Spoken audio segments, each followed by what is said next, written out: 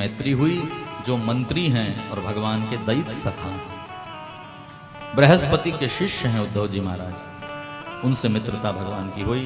और ये दिव्य संवाद उद्धव गोपी का संवाद है।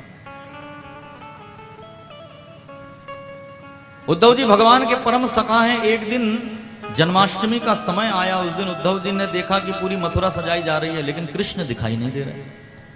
तो कृष्ण को खोजने के लिए उद्धव जी घर की छत पर गए और जाकर के महल की छत पर देखा तो क्या देखो, दूर से देखा तो कन्हैया वृंदावन की ओर मुख करके रो रहे हैं, आंखों से अश्रु गिर रहे हैं। आंखों से अश्रु गिरता है और वो अश्रु गाल से घूमता हुआ ठोड़ी पर आकर थोड़ी देर ठहरता और नीचे टप से टपकता है। धीरे धीरे अश्रु का वहां पर एक छोटा सा तालाब बन गया।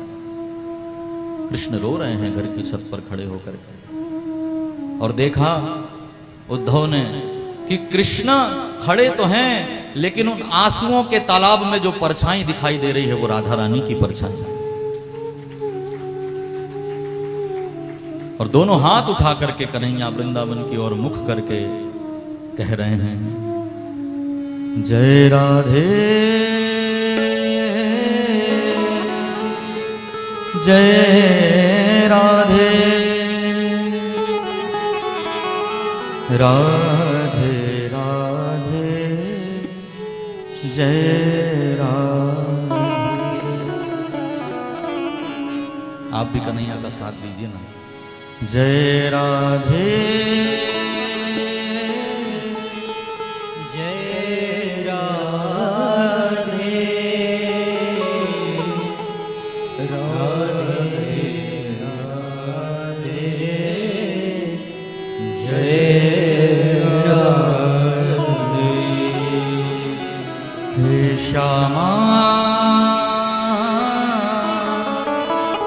हे श्यामा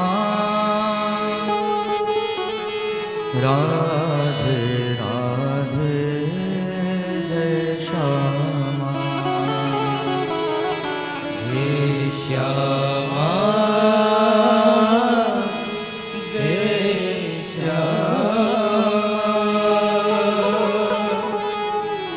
राधे राधे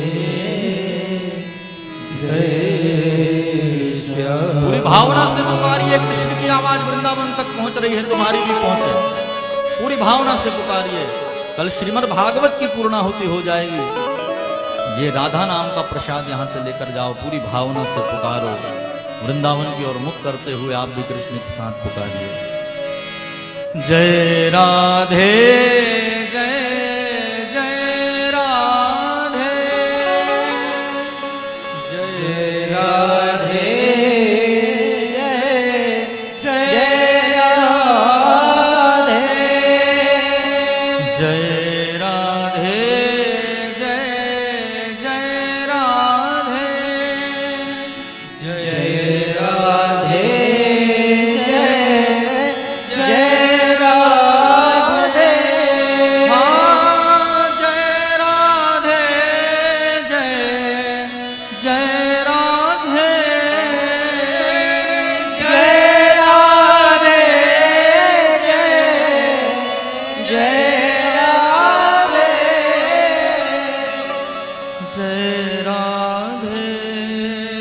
जय राधे राधे राधे जय राधे जय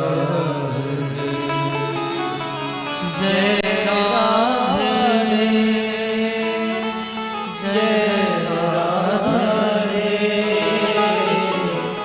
राधे राधे जय राधे।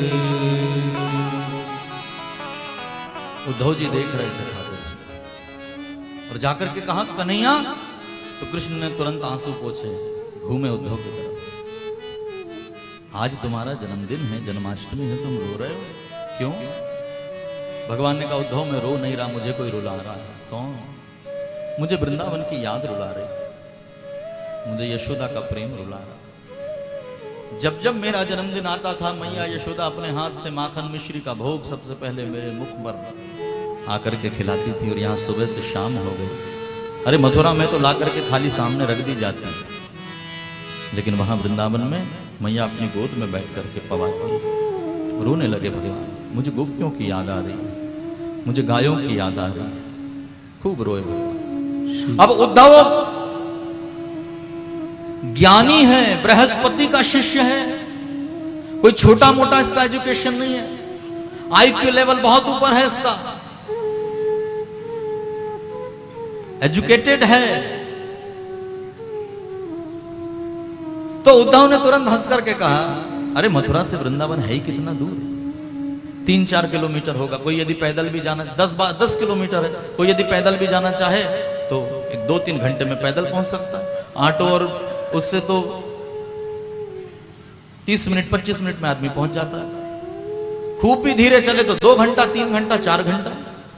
तो उद्धव ने कहा वृंदावन कौन दूर है, जाकर के मिलकर आ जाऊंगा। भगवान ने हंस करके कहा, उद्धव तू ज्ञानी है ना, तू प्रेम की बात नहीं समझ सकता। ज्ञानी और प्रेमी में बड़ा अंतर है। प्रेमी विरह मांगता है। भगवान ने कहा, अब देखो देखा जाए तो गोपियों का क्या काम है। कृष्ण का जब जन्म नहीं हुआ था तब भी गोपी मथुरा आती थी माखन बेचने, माखन बेचने, दूध दही बेचने आती थी, आज भी आती है। लेकिन किसी गोपी ने कहीं ग्रंथ में नहीं लिखा कि कृष्ण से मिलने की कोशिश की। हाँ, ये बात अलग है कि माथे पर माखन की मटकी रख करके बेचने निकलती है तो बेचते बेचते माखन की जगह कृष्ण ले लो, कृष्ण ले लो कहने लगती है। सिर धरे मटुकिया ढोलेरी, सिर धरे मटुकिया ढोलेरी, कोई श्याम मनोहर ले लोरी। क्या कहती है? कोई श्याम मनोहर ले लोरी।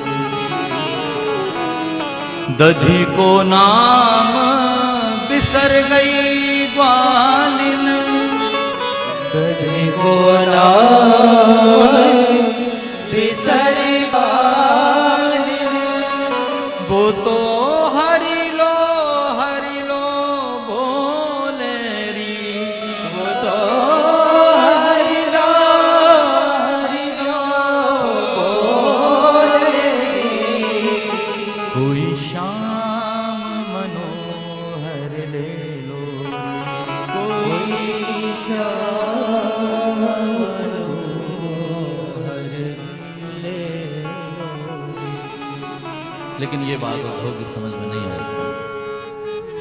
प्यारे भाई बहन, कभी कभी हम इतना पढ़ लेते हैं और बच्चों को तो इतना पढ़ा देते हैं कि उनका एजुकेशन तो अच्छा हो जाता है, बौद्धिक विकास अच्छा हो जाता है, लेकिन इमोशनली डेवलपमेंट नहीं हो पाता। प्यारे भाई बहन, बच्चों का इमोशनली डेवलपमेंट भी होना चाहिए, भावनात्मक रूप से बच्चे। ये जो आत्महत्या और इन सब की घटनाएं नए नए बच्चों में घटती है, क्यों? क्योंकि उनमें भावनात्मक विकास नहीं है। माँ बाप के प्रति उनका उतना जुड़ाव नहीं होता जितना जुड़ाव उनका पुस्तकों के प्रति हो जाता है।